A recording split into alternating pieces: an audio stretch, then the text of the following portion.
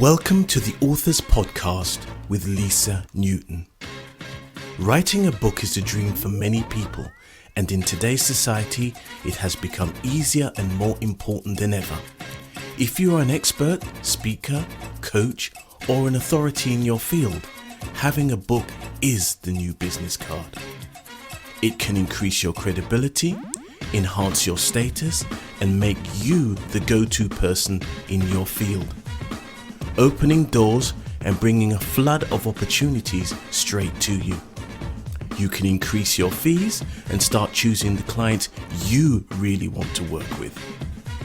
The Authors Podcast show with Lisa Newton is designed to inspire, educate and inform you, both entrepreneur and individual, on how to write a book, as well as writer's tips and strategies on how to actually get that book written. On today's show, you learn more about how to write a book, including writing ideas, marketing, and how to succeed in getting a book written. Here we go with the Authors Podcast, and here is your host, Lisa Newton.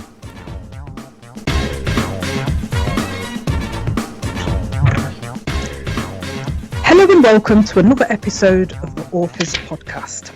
Today my guest is Douglas Taurel. He is a professional actor, producer and writer. His passion for honouring veterans and their families is evident in the projects he has created. His artistic goal is to make sure that the country does not forget our veterans and always remember their and their families' incredible sacrifice. He's the creator of the critically acclaimed play, The American Soldier, which has performed at notable spaces like the Kennedy Center off Broadway twice and the Library of Congress, and for over 10,000 audiences in 16 cities and 12 states. The American Soldier has been invited back to perform at the Kennedy Center this coming Veterans Day week and nominated for an Amnesty International Award. You've seen him on some of your favourite TV shows like The Affair, Mr. Robert, Person of Interest, The Americans, and feature films like The Cobbler and The Kindergarten Teacher, which starred Dustin Hoffman and Maggie Gyllenhaal. He was commissioned by the Library of Congress to write his second play, An American Soldier's Journey Home, to commemorate the ending of World War I, and recently wrote, directed and produced his TV web series, Landing Home. He's also written hundreds of blogs and columns for many of New York acting magazines, and his acting blog was named one of the top 100 acting blogs for actors. All that said, I should have on the line Mr. Douglas Taurel. Hi, hey, how you doing? Very good, thank you very much. It's quite an exciting episode for me today because you're the first person who I've spoken to about writing plays.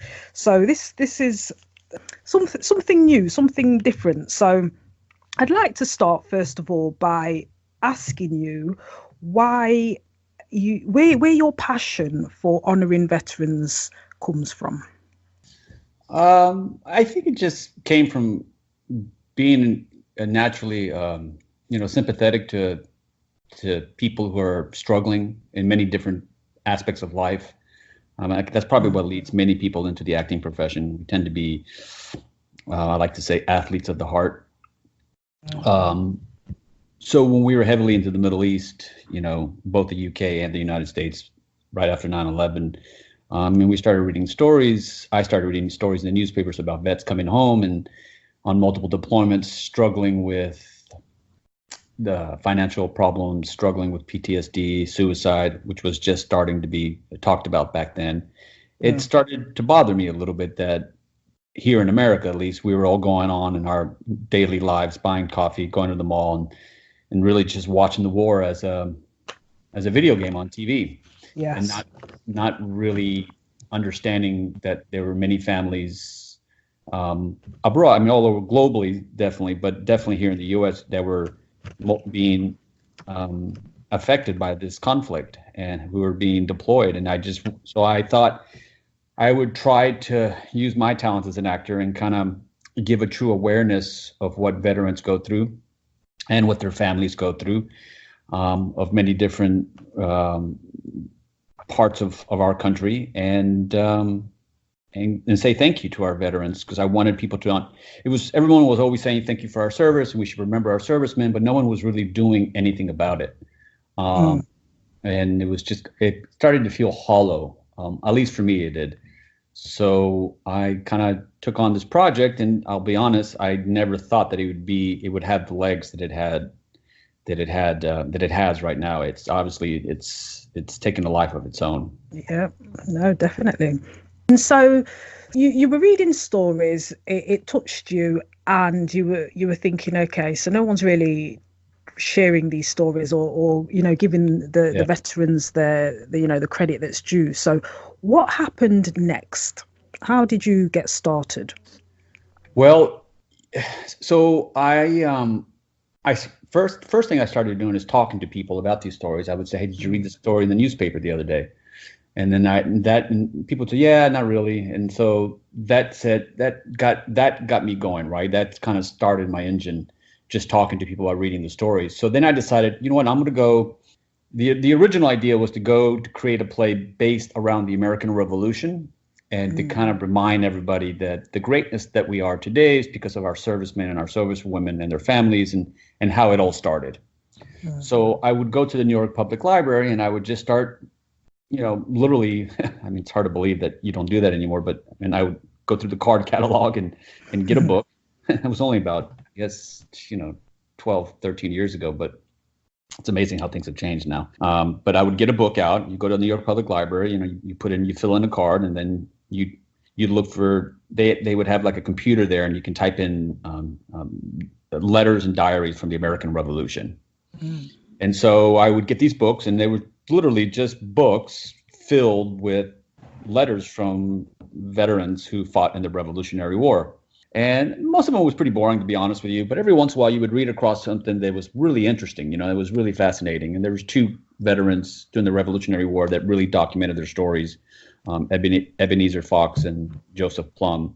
And there's been books written by them. So I started kind of, reading books that were written by them. And I would Xerox these. And then I said, I wonder if there's any more letters about veterans. And of course there is. It's an endless drop in the sea. There's books from, when you research war, you can go in so many different directions. You can go into race, color, religion, gender. I mean, it's conflict, specific battles, specific issues within a battle. There's a plethora of information regarding war. But I started just reading more books containing more letters that were written by veterans and their family members that people have, compiled and put into books. And I started just getting fascinated with the idea of the stories and the subject. And I started to feel a lot of common through lines. And the first one was that even from the Revolution, a lot of our veterans weren't given the respect, and they weren't given they weren't appreciated after the conflict had ended. The country, even after the American Revolution, America was ready to end the revolution. We were signing treaties with England, and a lot of people don't know this, but in my research, they were calling George Washington a traitor because he wanted to end conflicts with England. So it's hard to believe that now because no one really knows that. They were really calling him a traitor because he wanted to, he understood that, we couldn't fight a European war forever, and we couldn't fight England forever, that we needed to truce and we needed to go west. So I started getting fascinated with this first through line that, our veterans weren't being taken care of, and they weren't being appreciated. And that was true in the Civil War. After the Civil War, they were promised, both the North and the South promised many veterans, they were promised payment, and they never received their payment. A lot of them ended up they would fight for the country, they were promised things, and then they ended up either finishing their lives as indentured servants or basically destitute and broke. And then the World War I was the same thing. And so I became really just, engrossed with this idea of, our history. And that's kind of where it all started. And I collected, thousands of letters, and I didn't know what to do with it at first. I was just basically, I had a pile of letters and no one knew what to do with it. I just kept talking about it, and I kept researching it, and it was driving my wife nuts and my friends nuts. And they were like, good luck with that, man. I don't know what you want to do with that, you know, because when you tell somebody, he's like, you know, I was on another interview and I said, it's kind of like, you know, writing about civil rights in the United States. You know, I mean, where do you start? Yeah. I mean, what part of the story do you tell? I mean, it's, you know, you can go back from, you know, the 1600s when you start telling that story. And veterans is just as deep and it's just as wide, you know. So, but yeah, that's how it started. I mean, that's how the whole process really started. You were listening to the Authors Podcast with me, your host, Lisa Newton.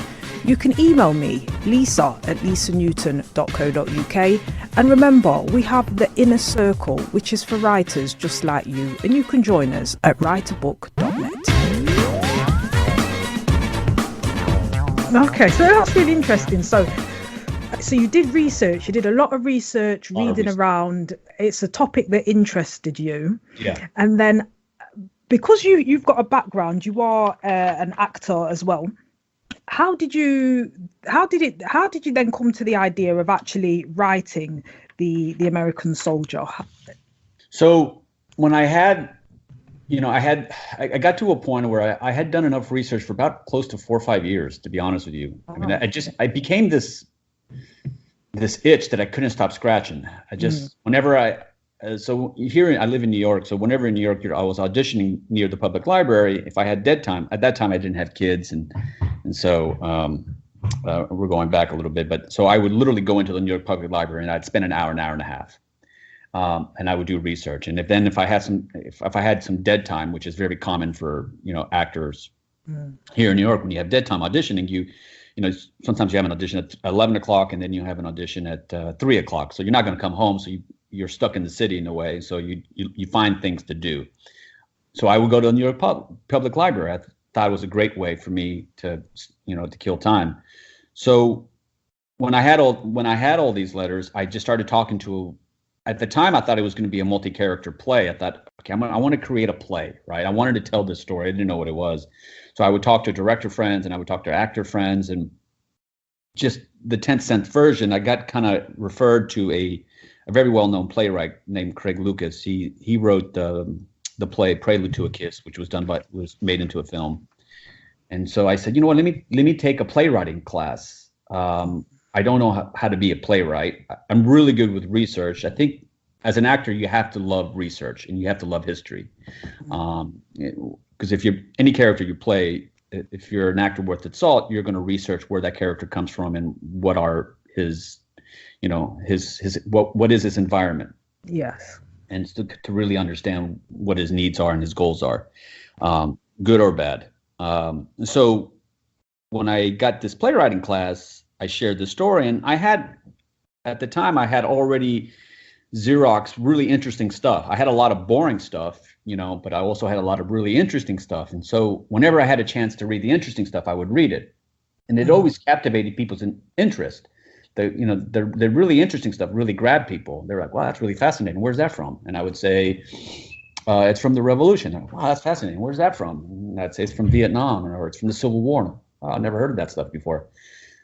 So when I told Craig Lucas, he said, I spoke to him privately and I said, look, I'm really having trouble finding a director who knows how to help me with this thing. Because at the time I had met with a bunch of directors and they were just, they were clueless. In fairness to them, it was just a stack of veteran letters. What do you do with it? Yeah. He said, I think what you have, Doug, is I think you have a one-man show. And I said, oh, that sounds terrifying. A one-man show. He goes, no, I think no one's going to be able to tell this story like the way you're going to be able to tell it. Just from listening to you talk about it, I think you need to find a way to tell this as a one-man show. And so that was the first seed that kind of pointed me into a direction.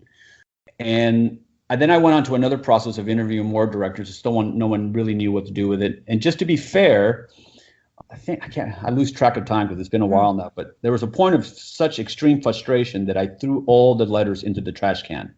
Oh. And my wife pulled them out, and I was basically whining like a 5-year-old little baby girl or baby boy. And she said, look, stop pouting.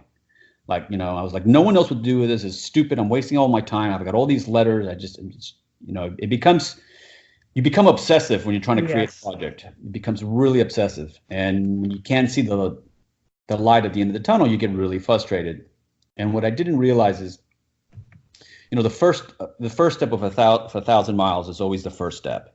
I said, okay, let me try to, my wife said, why don't you grab one letter that you're really passionate about, and let's see if you can create a monologue out of it. And I said, okay, let me do that. So just create a monologue, memorize it, do what you know how to do best, and show some directors. So that's what I did. I memorized one letter from the Iwo Jima conflict in the Second World War, and that was really connected to. And my wife said, so I started interviewing directors, and I found one director who said, wow, that's really beautiful. You have any more of that stuff? And I said, yeah, I have quite a few of this stuff. He goes, well, why don't you show me something else? Let's meet in a couple of weeks and let's show me something else. And that was a very powerful learning lesson for me, because I've shared this multiple times, but it's much easier to sell a product than it is to sell an idea. And what I was trying to sell before then was an idea. I wasn't really I didn't have a product to show someone. And so by having a monologue that I had memorized and crafted and worked, I had a product that I could show someone, right? It wasn't an idea now of stack of letters. It wasn't subjective. It was more concrete. They can look at it and say, I like that. I don't like that. I don't believe with that. I believe in that. And that was a really powerful lesson, not only as an artist, but as a producer and as an individual. I was like, okay, now I know I have to create product here. Yes. You are listening to the Authors Podcast with Lisa Newton. Please do subscribe to, like, and share this channel. So if you're just tuning in, I am talking to Douglas Taurel, who is the creator of the critically acclaimed play, The American Soldier. And we've just explored how we got to the point of coming up with the format of it being a monologue, and how to turn an idea which was a little bit woolly, a little bit hazy, but into something much more concrete and tangible, as you say. So that was a brilliant idea from your wife then, Douglas, to take a letter and just to really focus in on it. And then what happened after that? And that same lesson, it was really kind of an epiphany for me. I was able to realize that was much easier than I thought, because I'm a good actor, and I was always really good with these type of material. I studied with a gentleman named Win Hanman. He's a legendary acting teacher here in New York. He's taught everybody. When I say everybody, I mean everybody, from Dustin Hoffman to Robert De Niro, and many solo show artists have come out of his class because of the way he works. He always works organically, and he would always, he would give you material, and he would say, well, what does that character want?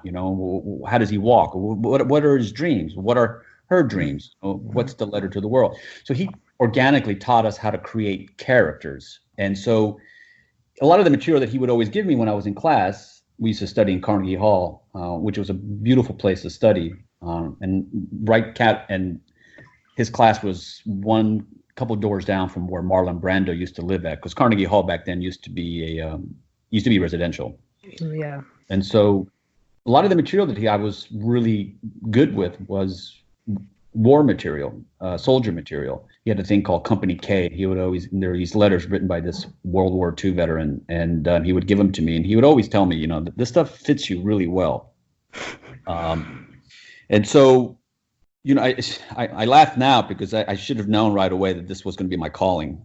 After I created that monologue and I showed him another monologue, and I was able to do that process really well, I said, hey, Patrick, his name was Patrick Lillis. He was known as being really good with solo show artists. I had reached out to other people. Another important lesson is that whenever someone would tell me no, I would always, and I can't remember who taught me this, but I think it was Craig Lucas, but he said, if they tell you no, Doug, ask them, okay, they may not be right for it, but ask them if they know anybody else who is. Yes.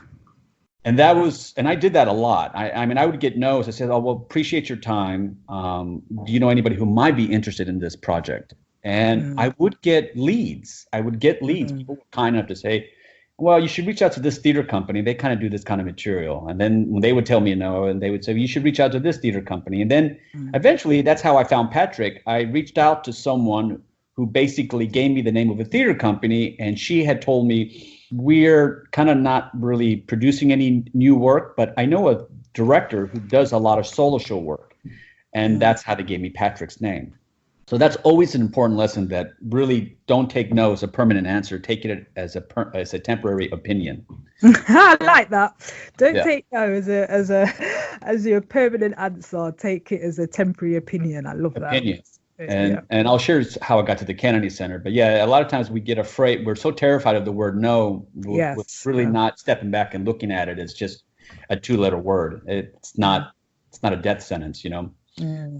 But and especially as artists, you know, we're always terrified of rejection. But in any business, I think when it's one of those things you have to learn how to handle. And I'm sure there are the books out there on it about, you know, no is not no, it's no for now. It's not no to you as a person, just to the idea, but it's okay because there's someone else out there that will say yes, and you've got to get through the no's in order to get to the yeses. But it can be quite crushing for some people who just don't know how to handle. They see it as rejection, but it's just feedback. It's just an opinion, as you say. Yeah. No, and you start, you know, and when you overcome the no's, you start it becomes, if you really pay attention to it, you start learning that the more you can be courageous and withstand more no's, it becomes a number game. The more yeses you're going to get. Absolutely. You're going to get more no's than you are yeses, but you just need one. You just need one yes. And you know, for all the directors to turn me down, one said yes, and that's all I needed is one. I didn't need 10, I didn't need 20, I needed one. Yeah.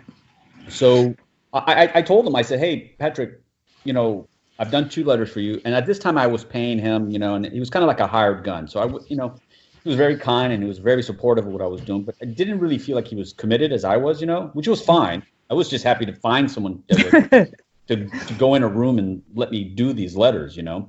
I said, would you be interested in working with me and maybe like helping me craft like a 20-minute version of this? You know, and so he said, yeah, I think I would be. You know, obviously we talked numbers and you know, and I was willing to pay him because at this time I just wanted to create something of what I had and be done with it.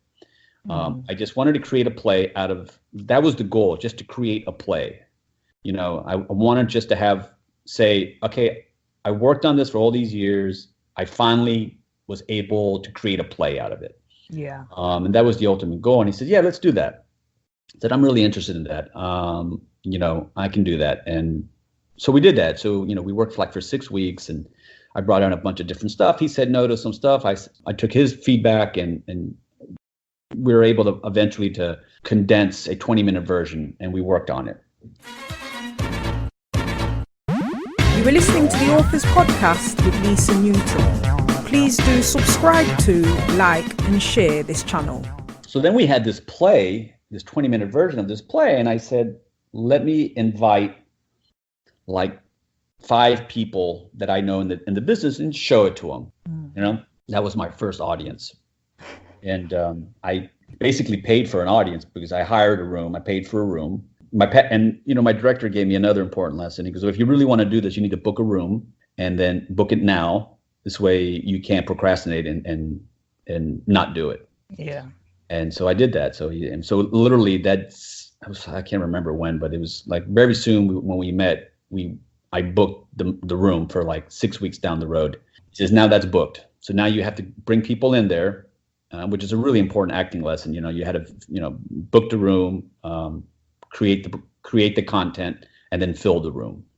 It's a great exercise for all artists to do. And so I brought my wife, couple friends. She knew some people in a couple of boards of a couple of theater companies, and I knew some other literary people. And so they came and they saw it. And so he says, well, if we're going to do this, he said, you need to get an army trunk. So let's get an army trunk. So I got on eBay and I got an army trunk. You know, and he helped me craft it. And so I found an army trunk. And then, so we were off. You know, we kind of had a play, a content. And when I did it for those 5 people, it wasn't very good. There was moments that were good, but there was moments that was kind of, it wasn't balanced. I had a lot of men. I didn't have any female.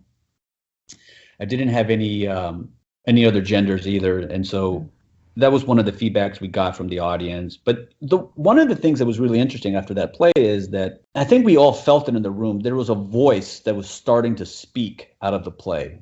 And everyone kind of latched onto it. And even me and my director said, I remember saying after everyone left the room and we sat down, kind of had a powwow together. And I said, I don't know, there was something really, maybe it's just me, Patrick, but I felt like something was speaking louder than the play itself. Did you kind of get that same sense? He goes, yeah, I got that same sense, man. He said, I felt like something was trying to come out. We just weren't really helping it. So I said, you want to work on it anymore? He goes, yeah, let's do it some more. Let's work on it for about another, couple weeks. Let's get some balance in this play. This play has no balance. You need to find some women. You need to find a couple children. You're very one-sided. Let's see if that helps it. And when he told me that, it was not that's not what I wanted to hear. I didn't want to hear the word more research. But I did that. We fast forward, we were able to craft it, and then he says, well, go to a costume shop, get an army shirt, get some army boots, kind of let's keep building on what we have, and let's go find a festival, and let's just do it for a festival. And I couldn't even get a festival, to be honest with you, to say yes to me. None of the festivals were really interested in me or in the project. They just weren't interested in a veteran. So a lot of the festivals would say no to me. And so when I finally was able, can't remember how I got to this one festival. One of the festivals who told me no, I said, if anything opens up, please let me know. I'd love to do the play for you. And this one festival, I think it was called the One-on-One Bowery Poetry Festival. They had someone who dropped out, and she said, if you're still interested in doing this festival, I'd love to have you. And you just have to be off book, meaning you have to be memorized. And I said, yeah, I'm off book, So that was my first opening, I think I applied to like 10 festivals, and some of them didn't even reply back to me. So what does off book mean? You have to have it memorized. Okay. You have to have the material memorized. But basically, they don't want someone going up there just reading to you. Right. They want you performing for the audience. Which you were doing anyway. Right, exactly. Yeah. I was doing anyway.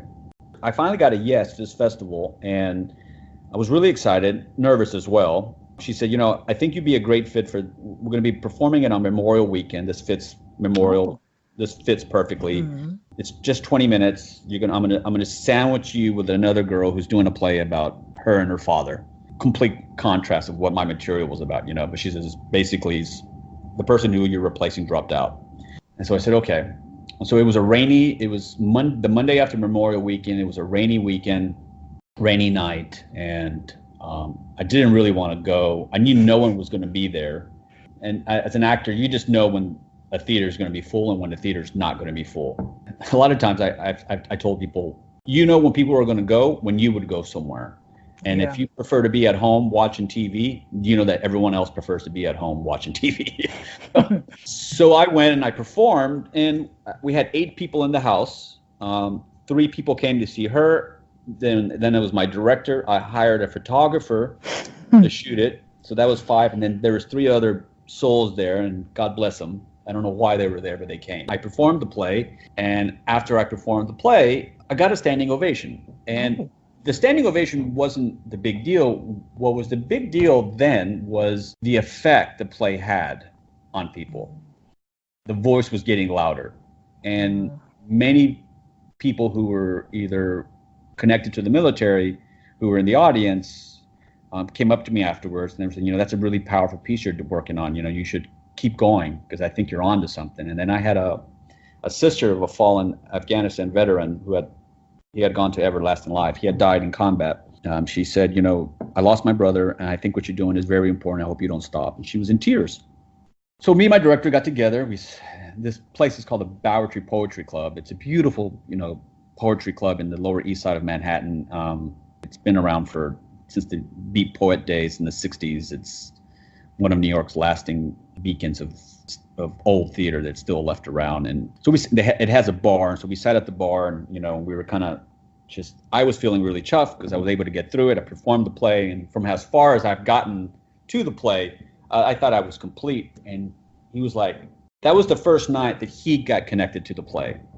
And he said, I'm interested in working more on this project if you're interested. And I said, yeah, let's do it. So we did. You were listening to the Authors Podcast with me, your host, Lisa Newton. You can email me, lisa@lisanewton.co.uk. And remember, we have the Inner Circle, which is for writers just like you, and you can join us at writeabook.net. We crafted out for 45 minutes, and we were able to kind of funnel it out. Now that we have 45 minutes of it, let's see if we can get it into a bigger festival. So I had performed at the Edinburgh Fringe Festival. I don't know if I'm sure you know the Edinburgh Fringe Festival. Yes, I do. Yes. Funnily enough, I've never actually been, but I do. I'm aware of that. Yeah. So I performed at the Edinburgh Fringe Festival. I did it in 2005 with a different play and a different project, and it was really successful at it. And so my wife said, "Let's go back to the Fringe," And I said, "Oh, I don't know, man. I'm taking an American material about American veterans to Scotland. I don't know if that's really the right play for Scotland, And she goes, "Oh, it'll be perfect. It'll perfect. They'll love it." And I was like, "I don't know." And then I couldn't think of a name. I had to think of a name. And then so I came up with this name because out of frustration, I call it the American Soldier because I couldn't think of any other name. And I had all kinds of weird names. My wife says, "Look, this play's about the American soldiers. Just call it the American Soldier. It is what it is." And so I did that, and I was like, "Oh my, this is great." So I'm going to go to Scotland, perform as an American, perform the American Soldier. I mean, like how I'm going to get into something with somebody down there. I know I was accepted to the Fringe. I was accepted to the Zoo Theater, a really beautiful space. And what I didn't realize is that many UK vets were also struggling with PTSD. And many families were struggling. And obviously, all of the UK, Scotland, and Ireland took part in Afghanistan and Iraq. So when I performed the play, the first night I performed the play, if for your audience who doesn't know about the Fringe has today it has over 3,500 plays there. So get an audience is really difficult because the audience has so much opportunity to see so many other things. And comedy does really well there. And yes. And so a dramatic play that no one's ever heard about is really hard to get traction. In theater they always say, if there's more people on stage than there is in the audience, you should shut down. But because I was a one-man show, I could keep going. So the first night we had 3 people there. The second night we had 5 people there, and so it's a 3-week run. And by the end of the first week, we were half full. And the buzz had gotten around about the play, and it was touching. And what happened was, every time I would perform the play, mothers of UK and Scottish vets were coming up to me in tears, and they were sharing very similar stories that woman did the year before at that rainy Memorial Night. And she was saying, this is so important. I know this is the American story, but this is our story too. And then the reviewers came, and then I started to get 4-star reviews. And then I guess the word got around to a girl named, I think her name was Patricia, and she was with the Amnesty International award body, and she came and saw the play on the end of the first week. So on Facebook, I got this this congratulations by my director saying, "So I'm very proud of Doug. He's been nominated for an Amnesty International award." And that was the first time I ever heard about it. So basically, out of 3,500 shows, they shortlist 100 of them, and then they pick the winner they pick 3 winners out of 100 shows. So the play, and if anybody knows about the Fringe, everyone walks around with this Fringe magazine that tells you which plays are getting 4-star reviews and which plays are getting press. And so the Amnesty International Award mentioned my play, and so of course all the theater goers who are going to see plays see that, and they want to see those plays. They want to see all the 4-star plays, and they want to see all the plays that have been given positive press. Yes. And the word was gone around. So that very next day, I was sold out, and I had a line coming outside the theater. How did that feel? It was amazing. And I remember to this day, the guy who was calling the lights, he was from, I think he was North London. He had a really heavy English accent. I mean, I just couldn't, super nice guy, but I could barely understand him. And I was preparing before the show, and he kept saying, you have a line you have a line outside. You have a line. And I kept thinking, he said, I'm missing a line, like as an actor in the play. I go, what do you mean I'm missing a line? I haven't started yet. Like, what are you talking about? He goes, no, bloke, you have a line outside your door. And so I walked outside from the theater, and I looked down, and there was 60 to 65 people waiting to get inside. And so we were sold out, and the play took off. That was the beginning of the play, and it got tons of social media press, and everybody back here in the States was commenting on it. And it became this thing that when I came back from Scotland, my director was like, well, now you really have a problem, because now you have a successful play. And I go, well, what do you mean by that? He goes, well, it's going to be really hard for you to put this play down now, because now it's got life. And that's what happened. Basically, somebody who worked in Houston, Texas, heard about the play and saw the play, who I was connected with on Facebook, and said, you should bring that play here. And I toured it in Houston, and that was 6 years ago almost now. And that began the touring of the play. Wow. And people would refer to different theaters, and people started referring it to the Kennedy Center. And there's an important lesson. Someone said, you should contact the Kennedy Center, because I think they should know about this play. This play is very important. And people who don't know about the Kennedy Center is a very prestigious performance center in Washington, D.C. It's very elite. It's probably the only word I can think of it. It's the best way to describe it. And to give you perspective, it's like someone telling you should contact Parliament. Like, who do you contact Parliament first? Like, which person is going to tell you, call back, just write a letter, we'll get back to you. So I just started doing research again. I was really good with the research by then already. And so I found a number, and I contacted the number, and I said, this is what I've been doing. I was told that I should reach out to you. And she goes, yeah, it sounds really interesting. Why don't you send me your material? Right now we don't really have any openings right now, but get back to me in a couple months. Another important lesson for everybody is always follow through on everything. Yeah. Because even sometimes as humans, we overanalyze the information we get from somebody else, and we really don't know the story that's why they're giving that information. At least as artists, we start, oh, she wasn't really interested. Oh, she thinks the play is really good. She doesn't really like me. She didn't like my voice. She probably thinks she hates me. She's probably mad at you why you didn't call me. I should never call her again. Okay, I'm depressed now. And you spin yourself into these weird stories, right? Yeah. You run yourself ragged and don't really know. When she said, I'm busy right now, just call me back in a couple months. Really what she meant is, I'm busy right now, just call me back in a couple months. Something really simple. And so I was terrified to pick up the phone and call her again. I sent her, I had sent her my materials. I said I would. She goes, yeah, how's January 22nd? Can you do it? And I was like, yeah, I can do it. Yeah, that's great. Yeah. Okay, thank you. All right, have a good day. And I hung up the phone, and I remember I called my wife and says, you're not going to believe this. The Kennedy Center says they want me to do the play for them on inauguration weekend. This is when Trump got inaugurated. So it was a madhouse. I mean, DC was, and then there was a huge women's, I want to say women's right, but there was a huge female march starting against Trump coming to DC, and buses were coming from all over the country. So DC was like a madhouse. All the hotels were booked. It was just crazy. I mean, it's always crazy during a presidential inauguration, but that Trump inauguration was really intense. I overcame my fear of picking up the phone and calling the Kennedy Center, and I got the opportunity. And, again, you just need one yes. Absolutely. How much notice was that roughly? Can you remember for when she said, yeah, sure? It was about 6 months only. Okay.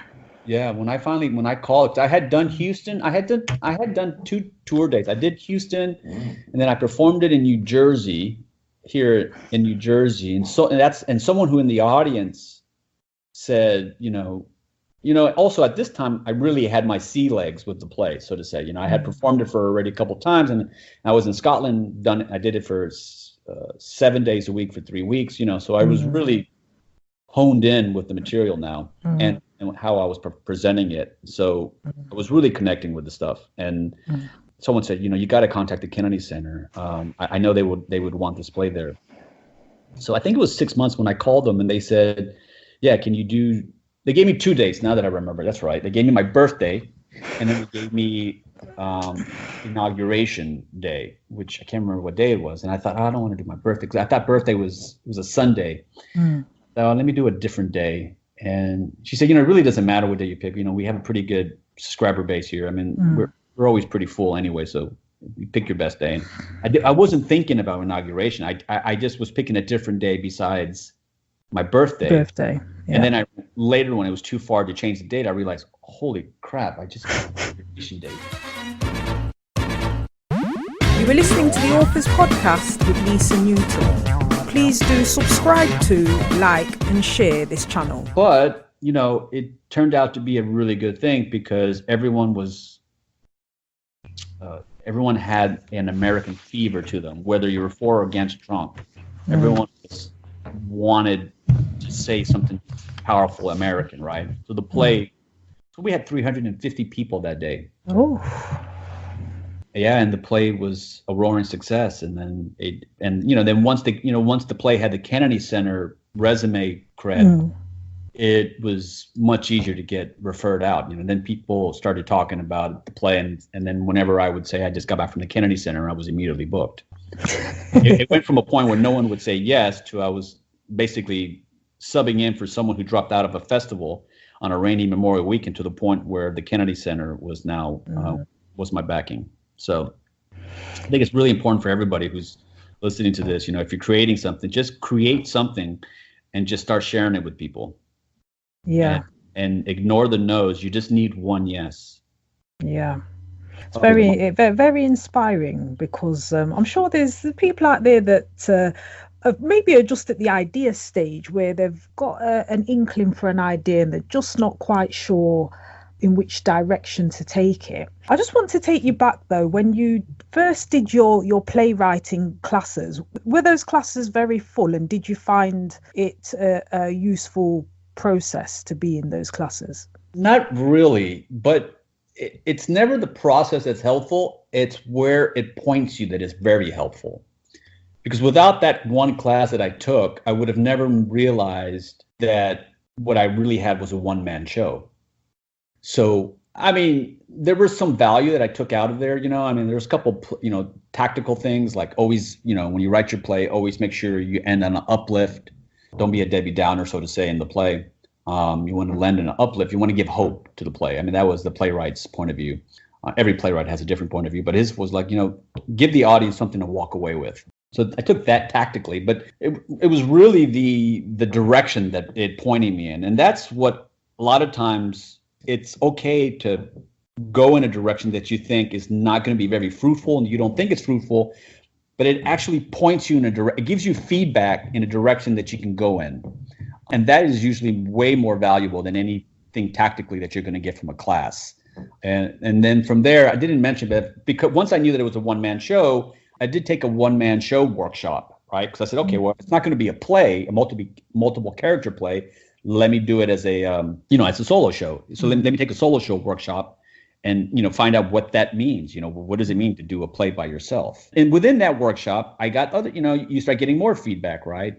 I realized what material was working, what material wasn't working. And what was really important about that class is it always gave you a deadline. It was very similar to what my director did for me when, let's do this for, I'd like to do this again with you. And he said, well, go ahead and book a space, because if you don't book a space, you'll never do it. And so in this solo show workshop, every week you had to get up and perform something that you had done the week before. So they would give you a task, you had to go research, and you don't have to be off book, but you had to perform it. And that was a really powerful thing, because that means you were constantly building you're always adding to the foundation, so to say. You can get really, when you're creating something, it's very subjective. You can get really lost and go, it's not perfect. It's not perfect. It's not ready yet. I don't know. It's not really ready yet. And that's a horrible place to be in when you're creating something, because the thing that I've learned in creating now 2 plays, one commissioned by the Library of Congress and writing a TV series and writing, is that what's really important is for you to do the project and not to judge it. It's never our job to judge it.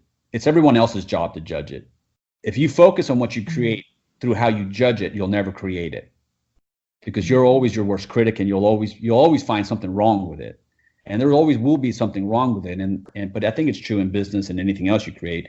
It's never going to be perfect. It's never going to be perfect. And your job is just to create it. Let others judge it. And then you can take feedback from that, right? You can take feedback from that. You can be open and flexible to take that feedback, but don't be paralyzed by overanalyzing, cliche phrases, paralysis by analysis. Yes. It's easy to get stuck in there. I'm too nervous. You're almost better off presenting something that is absolutely horrific, because when I first would perform it, it was really bad. I was bad with it. I mean, it was just, I would owe people money if I charged them to come into that stage. But I started to learn what was working and what wasn't working, and that was really valuable. Yeah. And that was a really important lesson. So I think taking the classes, I don't know if they necessarily, where they, they weren't the answer, but they were the inspiration to point me in the right direction. Absolutely. You were listening to the Authors Podcast with Lisa Newton. Please do subscribe to, like and share this channel. Okay, so if you're just tuning in, I am talking to Douglas Taurel, who's the creator of the critically acclaimed play The American Soldier, and he was commissioned by the Library of Congress to write his second play, An American Soldier's Journey Home, to commemorate the ending of World War I, and recently wrote and directed and produced his TV web series, Landing Home. So the second play then, The American Soldier's Journey Home, is that a one-man show as well? Yeah. Yeah, so that became, 2018 was the 100-year anniversary of the ending of the First World War. Yeah. It was the centennial of the armistice. And so the Library of Congress had, at this time, this was 2017 when they reached out to me. So I had performed probably, I'm guessing here, but I've been to, 7 cities already, so I was getting a footprint on the social media. In fact, when she contacted me, I go, how did you find me? Can I ask? She goes, well, I looked for American plays that honor the revolution, and your play kept coming up. So I said, oh, that's interesting. Because basically, when you go to my website, it says The American Soldier. It's a play based on letters written by veterans and their family members from the American Revolution all the way through Iraq and Afghanistan. So that's how she found me. So she said, we're trying to do this big thing for the armistice of the Library of Congress. And we were wondering if you'd be interested in adding some World War I letters to your play. And I said, it really doesn't work that way. You can't. The play is kind of baked already, so to say. You can't you're not just adding a coat of paint to it or something. We have lights. You're talking about a complete deconstruction. So then she said, well, would you be willing to write a play for us? And I was like, oh my God. I was like, it only took me 6 years to, get this thing done. But then my wife said, listen, if the Library of Congress tells you to write a play, you write a play. Yeah, that's right. So I said yes. And so they sent me like 6 diaries of American veterans who fought in the First World War. And it's a really powerful story that comes out of it. But some of them weren't typed out, were just literally like actual PDFs of diaries, which were really hard to read. And there was just one diary that I started to read, and the soldier was Irving Greenwald. He was a Hungarian Jew. His daughter and granddaughter in the 50s decided to type out his diary.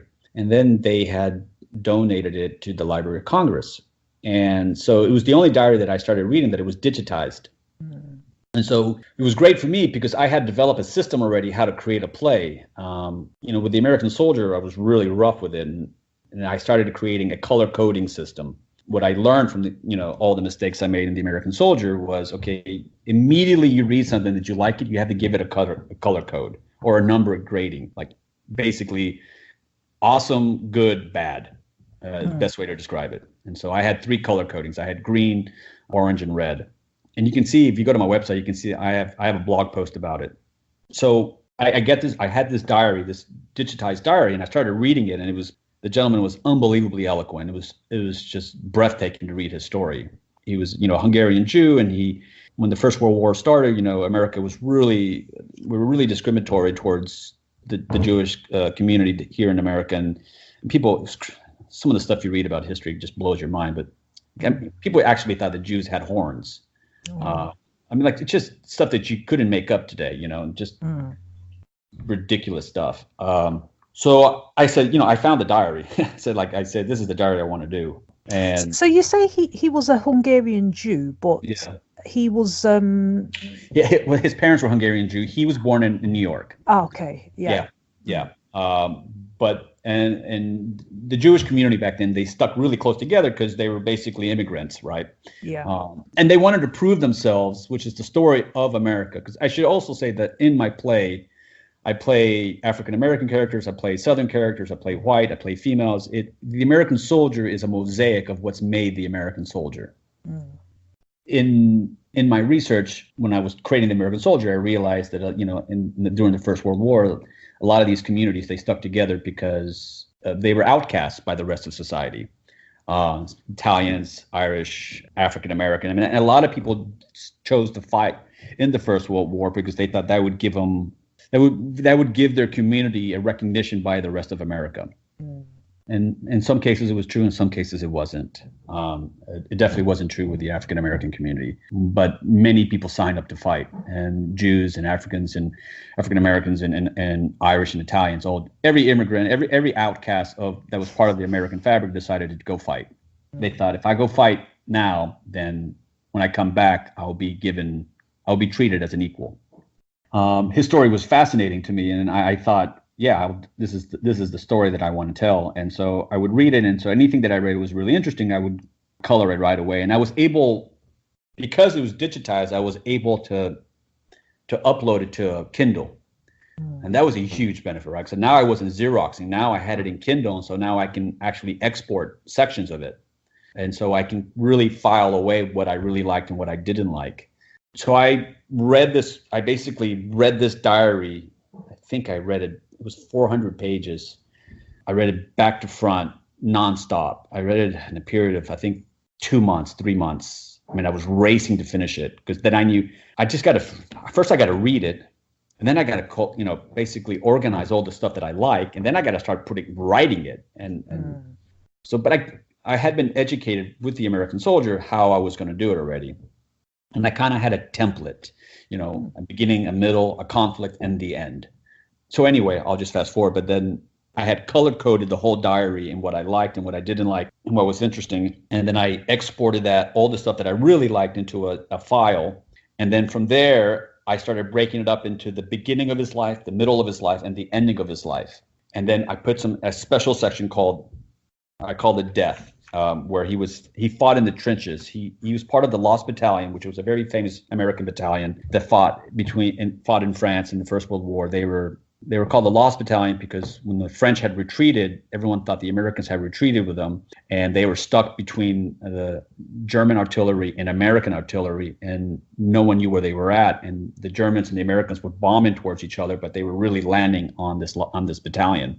And the casualty was intense. I think to date is one of the highest casualties any battalion has ever suffered in any American conflict. The death was, they were stranded. They couldn't get food. They were running out of water. There's been a movie done on it. Ricky Schroeder did it, called Lost Battalion. But so his story was obviously just crazy captivating. And he was a runner. He was a very religious man as well, which was really fascinating. I don't think he ever killed anybody. So the way you communicated during the First World War is you'd send a pigeon up in the air that would take messages, and snipers would try to kill those pigeons, or you would send 6 men out, and hopefully the one would get through with the message, because all radio wires were constantly being destroyed by the shelling that was continually going on. So you couldn't communicate through radio, and also everyone was terrified of people tapping into other people's radio lines and stealing information. So he was a runner. Anyhow, in the play, I should share that he talks about his whole goal was wanting to see his unborn child. His wife was pregnant when he got shipped off, and he kept praying. And within the diary, he kept saying, I just pray that I can see my child, hold my child before I am shipped off. And he wasn't, and he was shipped off. And then when he was over in England and France, and he landed, he took a ship over into England, and then they took the train over into France, and then they fought in France. And when he was over there, he constantly talked about making it alive to see his baby child. He finally makes it alive. He suffers a tremendous wound. And his daughter, his wife was Leah and his little girl's name was Cecily. He talks about Cecily all the time in the diary. And so this was 1917 when he wrote this diary, and then finished it in 1918. And when I performed it at the Library of Congress, so I knew the name Leah and Cecily really well. Obviously, when I performed it in 2018 for Veterans Day, which was the 100-year mark, he had passed away, obviously, and Leah his wife had passed away. But his daughter was 97 years old, and she was at the performance. Oh my gosh. Yeah. And if you go to my website, you'll see a picture of me hugging her. No. She was in a wheelchair, and she was there with her grandchildren. It was a very emotional moment for me to see her in flesh and bone. And I remember when the curators of the Library of Congress said, "We just want to let you know that I think Cecily is going to be here with her family." One part of me was excited, and the other part was terrified now. Now I'm like, she's going to be judging me how I tell her father's story. Is this going to be any good? Is she going to be like, what a waste, what a joke? Or again, you always start spinning yourself in these horrific, negative stories, Yeah. So I performed the play, and she was very kind, and she basically said I brought much honor to her father and her family. And then I performed that play again in Hoboken in New Jersey. His grandson came with his family to see the play. Okay. So, so that's how that play came about. You were listening to the Authors Podcast with me, your host, Lisa Newton.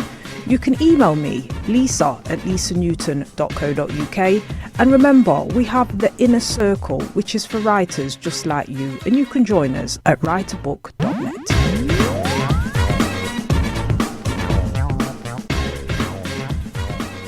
Yeah, no, it's amazing how stories can live on and be told through plays. I think all these stories are very important. I think, especially today with, I'm 47, 48, and I sound like I used to walk in the snow up to school with no shoes or no nothing, and I got one meal a week.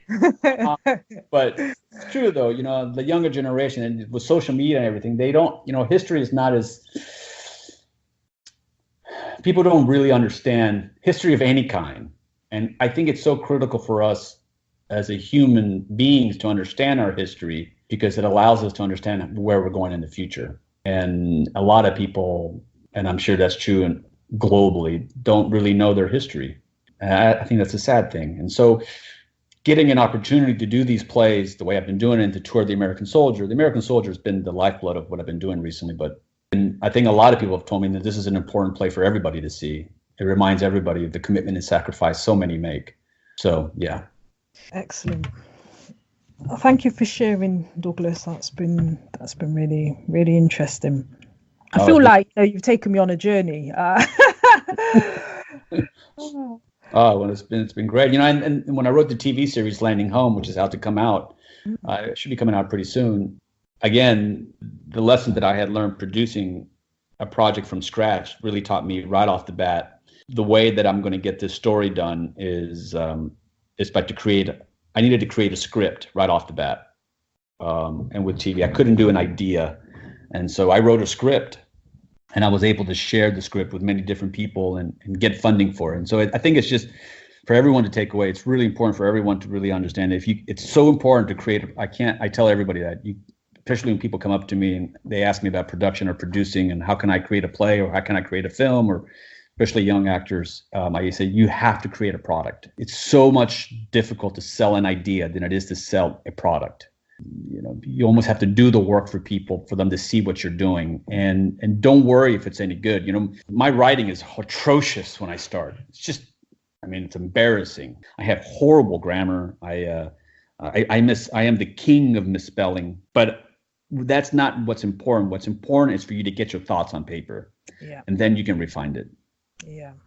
And it sounds to me as though you did do a lot of refining. So each time it was tweaked, feedback was given, you improve upon it, you perform it again, you listen to feedback, you make more improvements, and that's how the end product gets to be as good as it is, and you get your standing ovations. Yeah, that's it. I mean, you just have to really, it's exactly what you said. It's just by having that product, you're allowed to kind of sharpen the stone or polish the stone, you know. But if you don't ever create the stone, you can't make the David out of it or the Moses out of it. You know, you have to start with a piece of rock and you have to start basically chipping away at it. But a lot of times people get so focused, and I was guilty of that in the very beginning. You get so stuck in, like, I wanted to create this amazing veteran project, but I couldn't focus on the first step. You know, that, you know, the journey of 1,000 miles begins with that first step. And if you could just focus on creating something and showing it to people and getting people's feedback, and they say, even when they say, you know, this is horrible, it's the dumbest idea I've ever heard, say, thank you so much for your feedback. Do you know anybody who might be interested in this thing? And they goes, you know, and I say that, and people like don't really understand. Like, you will get a referral. Someone will say, you know, sure, I know someone who is dumb enough to do something like that. You should reach this person. Here's her contact information. I bet they'll be into it. You know, and then you're like, and then you reach out to one person, and they're like, oh, I love this idea. Creating that first product, that first step, that first manuscript, that first draft is all that matters. Not the spelling, not the grammar, not if it's even any good. Don't even judge it. And then just perform it or write it, you know. Start getting feedback from it. Be really courageous on sharing it with people. And, you know, some of the tactical things that I would always do to work on it is I always woke up early in the morning to do it. I think that was one of the, with all my projects, I woke up super early in the morning because it's, to me, it was much easier to write when everyone else was asleep. It's really hard to get in a creative zone when emails and texts and phone calls and UPS and the buzzer and the door and the construction. I mean, it's just like everyone's coming at you at all times of the day, that you need to use momentum, right? And so a lot of times you can't build any momentum when you're being interrupted all the time. And so if I would get up at 4:45, I would have my laptop open, I'd have my coffee made already, and I would immediately have a cup of coffee, and I would write the idea that I wanted to work on in the morning before I went to bed. So it would feed my subconscious. So when I stood up, I wasn't starting from zero. And there were mornings where I stared at the laptop. I mean, I just stared at it, just like, and it's brutal. I mean, it's absolutely brutal feeling to stare at a laptop when nothing is coming out. But by grinding away and squeezing and looking at a laptop, the next day gets easier. Yeah, no, I like that routine. I think I have a similar routine, and I'm not a great fan of working in the morning. However, I do appreciate when there is silence and you can, you know, you're not interrupted, and I do have to switch things off and turn down other things that are popping up on the screen and stuff, just to really focus and get down, because once you are interrupted, it's so hard to get back. Yeah. It's just like it's almost like getting up top of a hill and then boom, going all the way. It's like playing. You guys in the UK, you ever play the game Sorry? No, I don't know. Or Chutes and Ladders?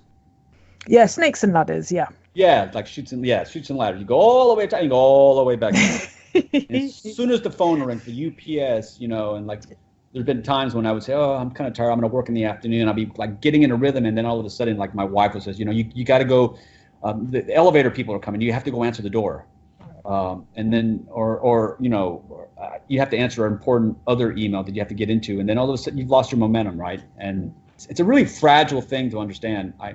For people who, when you're creating something, you should really put yourself in the best opportunity to succeed. And so I always finding ending spot. You know, I told myself in the beginning I would wear myself thin, trying to write at night, morning and night, to get it done. But I realized all I was doing, it was stressing out, and I was killing my creative juices. That I was much more creative when after the morning I said I was done with it, right? And I moved on with my life. I didn't grind all day long, because when you grind all day long, you start burning out.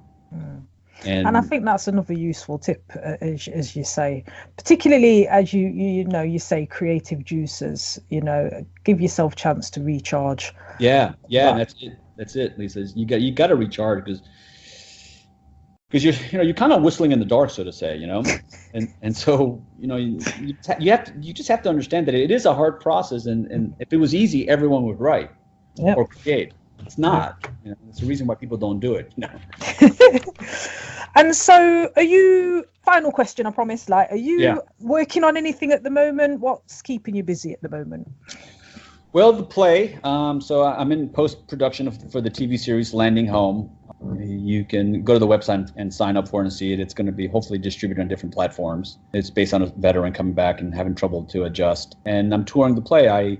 In November, I go to Boston, and then I go to back to the Kennedy Center, and then I head out to Chicago, and then I head out potentially in LA, and I've got some other bookings coming up. So that pretty much has me pretty full. Okay. So for the listeners out there, you can find out more about Douglas on his website, douglastaurel.com, and Taurel is spelled TAUREL.com.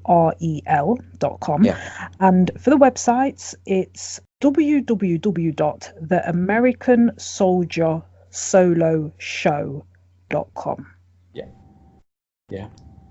Brilliant. It's been great talking to you, Douglas. It's been an honor. Thank you. I really appreciate you allowing me to share my story.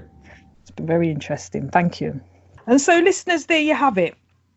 We've interviewed our first playwright, and that just gives you an outline of the way we have to go about doing things, the research, not being scared to put on a show and to get feedback, and to not take any no's personally or as a final, but to always ask people, okay, so it might not be for you, but do you know of anyone? So until the next time, thank you very much for tuning in, and this is Lisa Newton, your host. You have been listening to the Authors Podcast with Lisa Newton, sponsored by Boogles Limited. Tweet the show at Boogles_books, spelled BOOGLEZ_books.